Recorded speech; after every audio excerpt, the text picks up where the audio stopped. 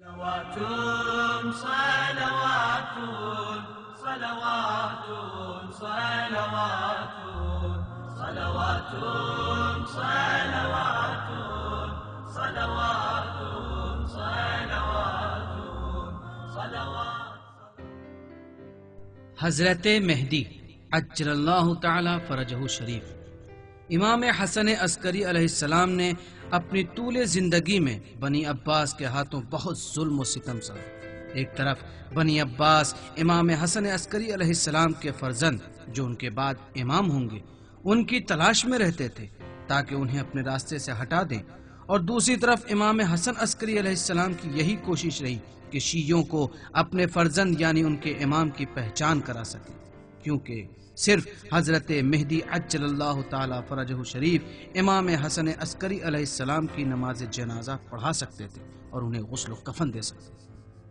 ناچار ہو کر امام حسن عسکری علیہ السلام نے امام مہدی کی شناسائی کے لیے ایک منصوبہ بنایا.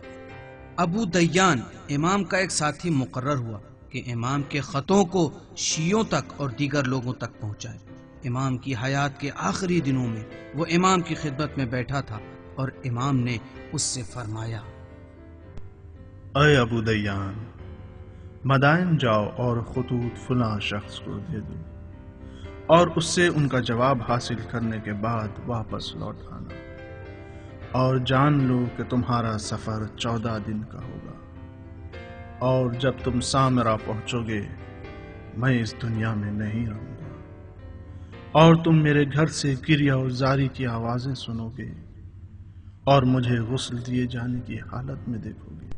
میرے آقا، اس موقع پر آپ کے بعد امام کون ہوگا؟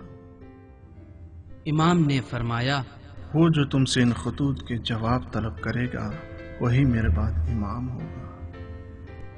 اور کچھ؟ امام نے فرمایا: مشکل یہاں پر ہے. ابو دیان کہتا ہے کہ امام کی عظمت اور ہیبت نے مجھے ان سے یہ پوچھنے کی اجازت نہ دی کہ میرے کمر بند میں کیا ہے.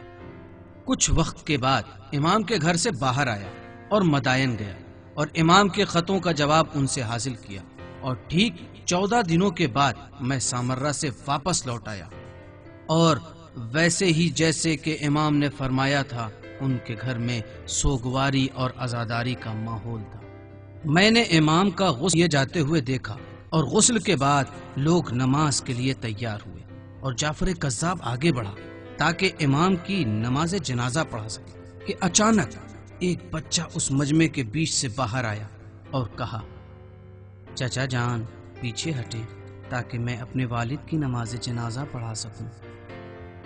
جعفر کذاب مجبوراً پیچھے ہٹا اور اس بچے نے امام کی نماز جنازہ پڑھائی اور پھر میری طرف رخ کیا اور فرمایا: اے ابو دیان، ان خطوں کو مجھے دے دو.